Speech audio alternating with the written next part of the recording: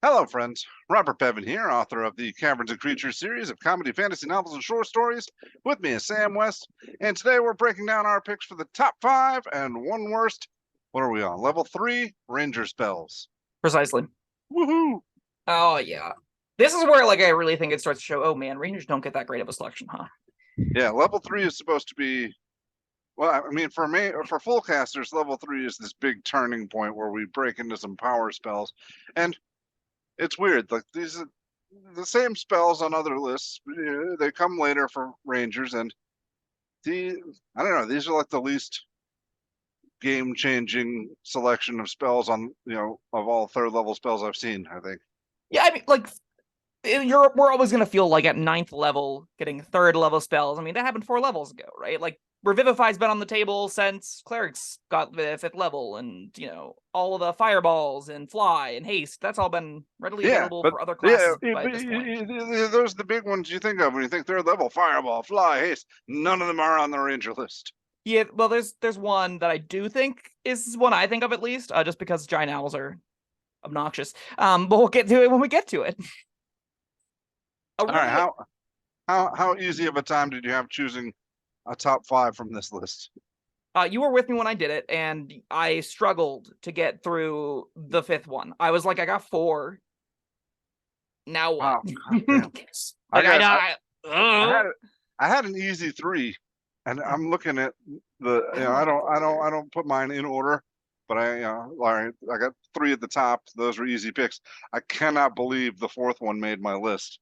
And I can't believe the 5th one made mine, for what it's worth. All right, so quick note: Rangers get Speak with Plants for free, so we're not going to talk about it because they can cast it once per long rest, just for free, because they're Rangers, because the Wizards took pity on them. So that's nice. It's from their Primeval Awareness feature or Primal Awareness, one of the two. Whatever one replaced the other in Tasha's Cauldron of Everything that made them give actual new things to do. They gave them Speak with Plants for free. So it's. Unless if it's on your list, we'll have to talk about it. But it is that was the number 4 that I couldn't believe made the list. Tragic. Pick another because they get that for free, so it doesn't really count. It's a free thing you get to do. It's not you can cast it with their level slots if you want, but you never as a ranger, you're never going, okay, I guess I'm picking this net. Because you already have it. And it's fine. I speak with plants. It's a cool little ability. Yeah, and it's fine, but it's not like top 5 third level spells. Fine. Yet here we are. Yeah. Now I got to pick another one. That's okay. We'll pick it while we're on it. We'll just start from the bottom up. Okay. Well, then you'd better start because okay. I got spells to pick.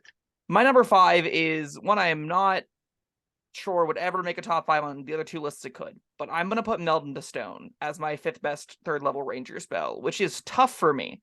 That being said, it is a fun little utility ability to have on a melee ranged character, or even just a fighting kind of based character, where on clerics and druids, you don't always have a great way to take advantage of surprise I was in the ground the whole time.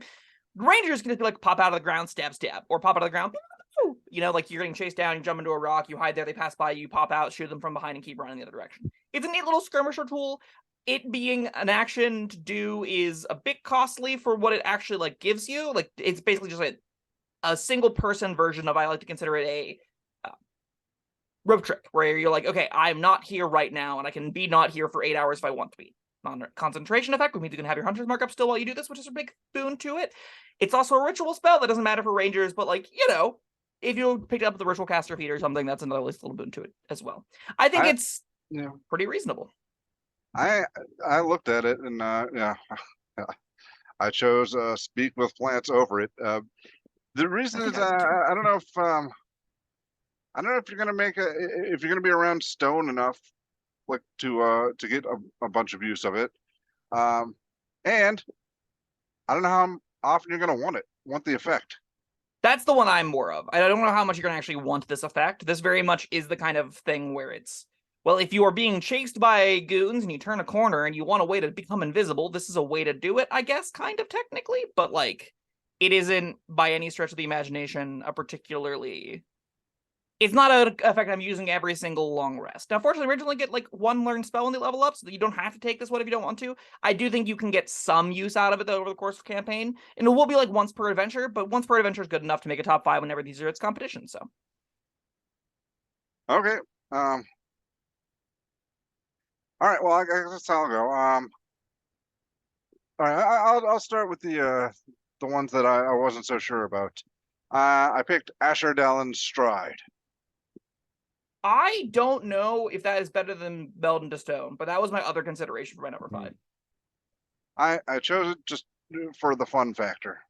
So you just want to spin around with flames at your heels? Yeah. Well, I mean, I want to. It gives you extra movement. Yeah, I'm thinking the skirmisher thing. Yeah.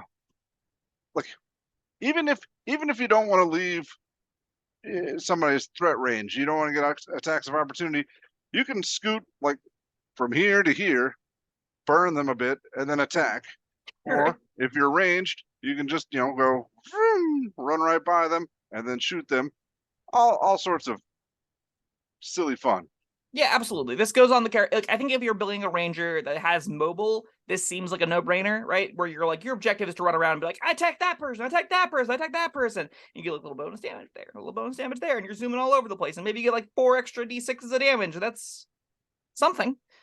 I think if you get 8 d6 damage out of this, you'd be like, yeah, that was probably fine. I don't know how often that's happening. I think it's a lot better if you can use a 4th level slot for it, and you can get the 2d6 damage per proc instead, literally doubling this thing's damage output. It also giving you a bonus speed is pretty good, right? So you can like conceivably zoom around the map, and it's such a bonus action to use, so you're not forgoing attacks to do this. I think if there's a character this goes on, and it's definitely Rangers, I just don't know if it goes on any character at the end of the day. I'm sure you can have a good time with it, though, if you have like a specific skirmisher mobile build in mind. Yeah. But yeah, for me, it's just fun. Yeah, absolutely. I think like and if you and I was totally out of spells that were at all interesting to me on this list. That's reasonable. I respect that. All right, my number 4 is a ranger optional spell added in Touch Cauldron of Everything. This is Revivify. And the reason it's normally Revivify is like number 1 on my cleric list, right? Like it's a changes the game. 9th level, it doesn't really change the game anymore. At 9th level, your clerics have Raise Dead. Like, you can go find someone with Raise Dead if you absolutely need to. That being said, Rangers don't necessarily need to like invest into their 3rd level slots that heavily, so they're often going to not feel that bad having one like banked for this, especially if they're just like, not with this list. Yeah, exactly. They don't feel bad about just like firing out arrows constantly and just being like, oh yeah, I guess I use spells too sometimes, but that's mainly for exploration, I guess. And for that reason, I think Revivify is pretty easy to have on them. Again, if we're on a skirmisher that's really good at moving around, being quick, this is a really easy way to get a buddy up. So I can see this being handy to have on the Ranger. Now, am I taking it over the next 3 that we're going to talk about? Probably not. But it is a consideration if you don't really care to manage the next 3. All right. Revivify also made my list. That was one of my easy 3. And I thought, at least if possible, at least 2 characters should have this, in case the other one dies. Yeah. Then so yeah, if you got some room for it, take it. And I also will say, like, I don't think Revivify is something every table needs. I think there are lethal tables that need it, and there are pretty relaxed, like, non-aggressive tables where people do really dumb things and survive really horrific, like, damage and stuff whenever they're like, I'm gonna jump out this window after, breaking through a glass window, leaving out down 10 stories to escape an embarrassing situation kind of tables. Those tables don't really need it because the DM knows the character's going to do dumb things and isn't trying to kill them, and everyone enjoys the characters as comedy, not as a serious role-playing, like, tactical, gameplay-oriented, Right, I know exactly what you mean. Exactly! This is the kind of D&D you play. And at those tables, Revivify isn't necessarily that valuable, right? You don't need to jam this not particularly exciting or flashy or fun or engaging tool on a character sheet that isn't really in danger of dying, because death is not that interesting, and it's much more fun to have them make horrible mistakes and slip on banana peels and get shot in the head. Kind of disagree, because then there's obviously. like, all right, you got Revivify, right? Yeah. Then you jump out the window.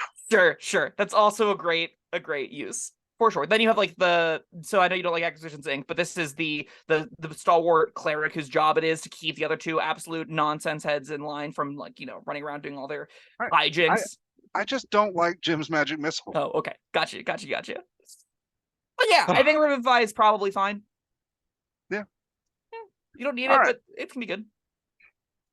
I have. All right, this is the one I switched out here live because speak with plants. Mhm. I chose flame arrows. That's worse Hunter's Mark and still fine. Yeah, I was under time pressure, looking through the list. All right, there's a reason I couldn't pick any of these above speak with plants before. Same same applies now. Flame arrows. It's flame arrows. It's cool at least. I mean, Yeah, I'll give you that. It's definitely cool. uh, not much else to say about it. It's a D6 bonus damage on hit, right? Like, All right. Here's what I will say. Yes, I was looking at flame arrows and I was looking at lightning arrow, and I don't like that lightning arrow just swaps sucks. damage. Like, you don't get additional damage. Your arrow turns into lightning and then turns back into an arrow. That's stupid. Flame arrows, you get arrow damage, you get extra flame damage. Okay.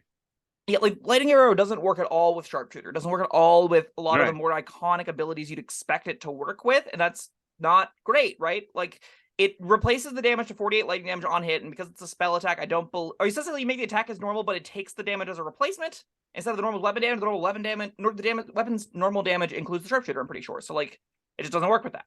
With flame arrows, you just light your arrows on fire. Yeah. This is another one of those effects where it's be like, I mean, snare could be done mundanely. Could we just say flame arrows can be done mundanely? Like, people have launched flaming arrows at people historically, right? Yeah, but it's I would think you have to set that up. Yeah. This less so? Well, yeah, it's just a spell. That's true. I don't understand why this takes concentration. It doesn't need to take concentration. Rangers were really fishing for a way to do a little bit more damage with their 2 arrow shots, and if they got Hunter's Mark and Flame Arrows, I don't think anyone would bat an eye. And like the damage won't ever stack; it'll still just be a flat D6 damage, and it only affects ever 12 pieces of ammunition, so it's already a limiting factor, right? So they didn't need to have concentration, I don't think. For where it's at, it's not you. If you want to shoot flaming arrows, you'll probably have a fine enough time with this. I don't think it's very good though. And I mean, talk to your DM. There, you probably can mundanely do it if you have the equipment and you set things up. Yeah, use your alchemist supplies. Use other toolkits that you've got available to you. The game's flush with opportunities to come up with this kind of effect. Yeah, via inspiration, via other things you got laying around, using your ingenuity, if you will. Okay, so my next one is my number 3. I'm pretty sure you have this one as well because it's very good. It's Summon Fae. It's not my number 2, but it's still my number 3 because it's you know Summon Fae's good. Yeah, yes, Summon Fae made my list. I'm wondering which of my top 2 did make your list now, because I know you love one of them. No, but the reason I didn't choose it is because I picked Summon Fae. Oh, well, you picked the wrong one then. That's still fine. So Summon Fae is the fair summon spell that you get at this level. It is 9th level for a summon that only has 1 attack. Isn't amazing, but as a ranger, you probably also can get access to like a beast or a dragon with one of those subclasses. So you have options to have 2 companions that run around killing things. That's really good. These ones have phase steps and teleport around. They get 3 different modes depending on which phase step they change how they phase step. So they can either like get advantage on their attack rolls, or they can charm things, or they can make areas of magical darkness briefly, which is really fun on characters like Gloomstalkers, because then you can use those to do nifty Gloomstalker stuff. So I mean, Gloomstalker's busted on its own, but like Summon Fae goes on that character sheet if you wanted to do some of the a little bit trickier, less like outrageously stupidly powerful things. It's a pretty awesome, cute, fun interaction that you get with this archetype. Yeah, I chose this one because of the fun things that the Fae can do, the Fae step and the fuming and mirthful and tricksy. They have great descriptors. Those give you a very good idea as to what kind of fairy tale monster is coming to aid you. A little angry gnome with like 2 sickles, just angry, fuming. That sounds incredible. The actual little steam coming off its head, it's so Fae. I love it. Less an hour 2, and I'm happy to concentrate on this. So that's another thing, yeah. Because I don't want to give away the other one, but yeah, this one lasts an hour compared to an hour. Oh, that also an hour? Sure does. Oh, all right. We're I should probably linear, look at these more closely. That's fine. Anyway, I didn't want to put 2 of those on the same list, and in fact, I should have, because I was down to speak with plants at that point. Which they are to get for free, so you know. Yeah. So if you didn't If you don't have the number one that I have, I'm assuming your next one is. Wait. Let me find my own list. And all right, what are yours? All right, yeah, you assume correctly. It is. Plant growth. Yep, it's plant growth. Yeah, huge area, super difficult terrain, or you can just grow big tomatoes. Yep, both of them are You got options. that. You got that option, but can't see you using that mode as often. Again, But super difficult terrain is where it's at for me. We've been talking about a lot of spells that I'm like, this feels like a spell, this feels like magic. I think that text on plant growth makes it feel even more like a spell to me, right? It's like the same magical incantation that makes really big, thorny, gripping vines that are high brush, like undergrowth stuff that's super difficult to trudge through. You can also use it to make fertile crops. That's a cute overlap. I like that those two niches are done in the same way. That's lovely. That's so flavorful. It's delicious. It's incredible. If you haven't... It's given me a really good way to use it, like practical. So all right, the little bit of fluff, I don't mind. A lot of the spells feel like, all right, they would give you that little bit of fluff, call it a third level spell, and that'd be it.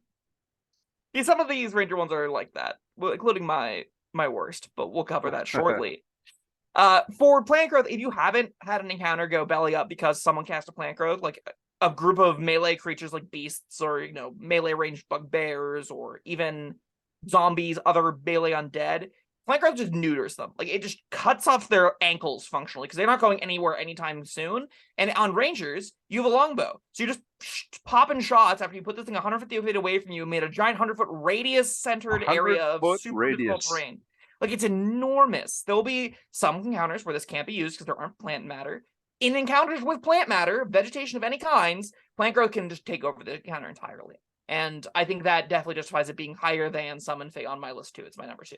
And it's like, you're going to put this down sometimes. And even in upper tier encounters, those ogres, those hill giants, those, big burly creatures are going to go, well, I can't get anywhere. And the ranger's shooting me to death. And I guess I'm going to start hucking rocks or whatever I'm holding and pray for the best, because that's where they get left. Also, I mean, it's got a duration of instantaneous, so meaning A, no concentration, and B, this just lasts indefinitely? Yeah. Is that how it works? Wow. That's nuts. Yep. This is there forever now. Remember that whenever you trudge back through it, being chased out of the dragon's den by the dragon, it can bite you in the butt, but it also is just a fun little, it's magic that changes the world in a enriching way that has a good practical mechanical effect, but also, again, feels kind of like magic to me. I'm a huge fan of plant growth. As am I. All right, then that was your number 2, was it? That was my number 2. All right, well then, I guess I know what your number one is. Yeah. Oh wait, do I? I think so. Let me look again. Or you already done? No, mine are all done. What are your 5? I had Asherdale Stride, Flame Arrows, Revivify, Summon Fae, Plant Growth. Yeah. Well, my number 1 is the real number 1 that Bob decided to exclude for Summon Fae, because it's Busto. It's Conjure Animals. Conjure Animals is not a fair spell, to the point where if it were a 5th level spell, I'd be like, yeah, that sounds right. And that's when they get this. So it works out. Whatever their full casters are getting 5th level spells. What basically ends up happening is you go, I look 8 pieces of CR 1/4 or lower, please. And the DM goes, that's so many. Just pick one. And then you say Giant Owls, and they never let you pick it again, because that's really, really busted. Giant Owls. Yes. 8 beasts of CR 1/4 or lower are going to universally be really, really good. And this spell ends up in this bucket where just having 8 things to interact with the world for a 3rd level spell is powerful. It's 8 extra attack rolls. Most of the time, your DM is not going to want to give you things that are lower CR than 1/4. That feels really scummy. It feels like you're not giving them what the spell is promising they're supposed to be getting. Even though you could, they could say 1 beast of CR level 2 or lower, please, and you give them an ant. And they go, you're a dumb DM and I don't want to play this game with you anymore, right? Yes. It's so powerful. You can do so many broken things with it. Like, I touch on Giant Owls just because they're large, flying creatures with good strength score that can just grapple things and sprint straight up with a 60-foot fly speed, right? Like, if you get a Giant Owl to grab something and fly 60 feet upward, if it drops, the thing's taking 66 or 10d6 fall damage. Sorry, 66 fall damage for 10 feet per d6 damage. If we can go up another round with a dash, it's 180 feet. It just kills things. Yeah, like, that's how eagles eat turtles. Yeah, that's how giant owls are gonna eat monsters. Like, it's just... It's really good. And again, there's a list longer than just Giant Owls, but Giant Owls definitely are, I think, one of the most easily abusable options. So it's just worth mentioning. You can also just get, like, average CR 1/4 beasts and have a really good time with this. Just a ton of attack rolls with a bunch of extra hit points, with a bunch of extra AC. They're going to eat actions. They're going to tons. It's insanely powerful whenever you get lots of moderate, like CR 1/4 things. There's going to be a weird balancing act a lot of DMs are going to have to go through. I would definitely talk to your table about this before taking it and using it the way you'd like to. Figuring out if your DM has to juggle and give you new beasts every single time versus if you get to pick the beasts versus, how you balance that's going to be a whole rigmarole. It's not for every table, but at the tables where it's good, oh my god, it's probably one of the best spells, if not the best spell in the game for its level. It's so powerful. Yeah, it's cool. I should have picked it. But you know what? I'm glad I didn't, because now we got to talk about more spells. That's true. We got to talk about flame arrows. We did get to talk about flame arrows, which Yes. isn't awful. It's just, No. it's a side grade to a first level spell. Don't love that, but sure, why not? All right, so I've run over my list again, so why don't you do yours? All right, my number 1's Conjure Animals, because it's so good. And then number 2 is Plant Growth, number 3, Summon Fate, number 4, Revivify, number 5, which, your mileage may vary, but I think Melton to Stone's pretty fine. I would put it around where I put Flame Arrows, so kind of dealer's choice for your number 5, but I think Melton to Stone's a very fun effect you can get some mileage out of. I think Ashura Ardolan Stride is also a good pick. I think there's some builds that can have a lot of fun with that. All right, and now the fun part. What did you choose? Well, I know what you chose for your worst. I'll go first. Sure. What did I choose for my worst? I chose Daylight. Daylight's pretty bad. You're not wrong to pick Daylight. I mean, and I would have picked the other one, but I knew you were going to. So, yeah, Daylight is something I feel totally comfortable putting as my worst. It's bigger light, which is a cantrip. If you're into a lot of creatures that are making magical darkness part of their core play pattern, sure, that's not happening. All right, yeah. That's just not a thing that occurs. Dispel. Is it third level or lower, or second level or lower? Third level or lower magical darkness. Yay. All right. That's pretty trash. It really is just 60 feet of bright light, 60 feet of dim light for a third level spell slot. And that's not good. You could just... a fireball is going to at least briefly light it up. You'll see the room at least. It'll also do 8d6 damage. But I guess you're not a wizard, but you don't ever need this. Rangers like to sneak around in the darkness. They like to have dark vision. They like to, be gloomstalkers or scouts or other things, right? You don't ever want... this is the antithesis of what most Rangers are trying to do. They don't want to be seen. They take passes of that trace. They do sneaky, shadowy stuff. They're the skirmishers, the Rangers of Rangers of the North, kind of sneaking through the wilds, hunting prey. Why are you making a giant beacon? And if you want to, there's light. That's true. You can have someone else. Rangers don't get it, but yeah, or a torch. That's the real option. A mundane copper piece costed object. or some flame arrows. Shoot them at the curtains or whatever. Instant light. I mean, not as written, but I would rule it that way. Yeah. Fire does give off light, even if it doesn't specify it does. Yeah. Rules are anyway, weird. there are other means for lighting up a room. Yeah, and I don't think you're ever going to be I really, thank goodness we had 120 feet of dim light at least. No one's ever going to need that. It's so much light. And it says specifically you can block it with a bowl or a helm, so I imagine the light doesn't go around corners or anything. So it's not great in a dungeon. Nope, it's still it just brilliantly shows everyone in the dungeon where you're at, way before you get there. All right. So, Daylight's pretty bad. My worst, I think, is slightly worse. It's non-detection. And the reason I think it's slightly worse is because I don't think non-detection is actually a spell. I would go as far as, I'll read you the description. Oh, I'm done. That was the whole spell description of what non-detection functionally does, because there isn't anything here. Spell doesn't do anything. It's a waste of a spell. I don't think that's what the spell says. What the spell says is you, and only you, can't be divinely scried upon. But everything around you can be. Your buddies can be. Yep. People can circumnavigate it without any meaningful effort whatsoever. This is a spell that exists to put on a big bad to tell your players no, they can't use the tools that aren't good anyway to see what the big bad is doing. And that is... And then the players go, oh, well, what's their lieutenant's name? Okay, scry on that person. And then they've blown the cover anyway, non-detection still doesn't work. It's a trash spell for trash garbage monsters that doesn't... If you need to go out into the woods and take a dump, you cast this, nobody can watch you. You're not around your friends. You get some privacy.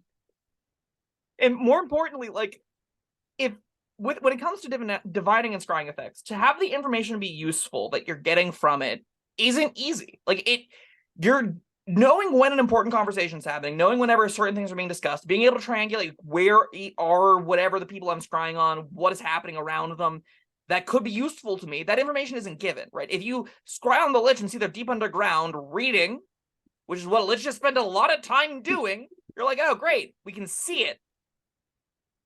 Now what? Right. That's, and non-detection means you don't get to see it. Okay. Well, yeah.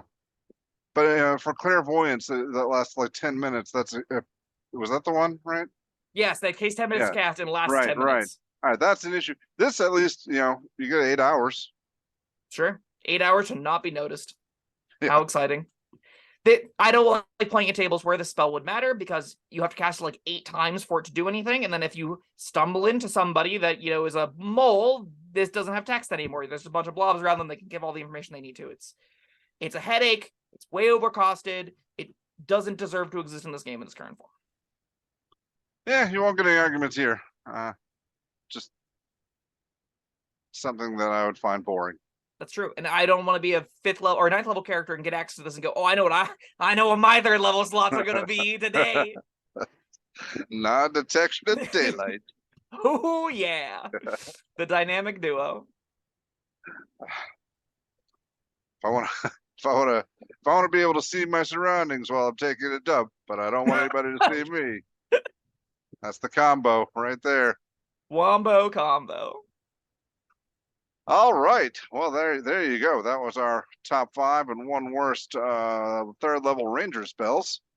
Thank you, Sam, and thank you everyone for joining us. Let us know what you think of our list. Let us know your own lists, and let us know all the things. Just give us some comments, and we'll chat it up. Like and subscribe and all that, and we'll see you next time. Bye-bye. Thank you for watching. If you found this helpful, informative, or entertaining, I'd really appreciate it if you hit the like button below. You needn't smash it, a gentle tap will suffice. If you want to see more videos like this, subscribe to the channel. And make sure you check out the links in the description, where you'll find my Caverns Creatures series of comedy fantasy novels, Sam's full review of the spell, and other fun things.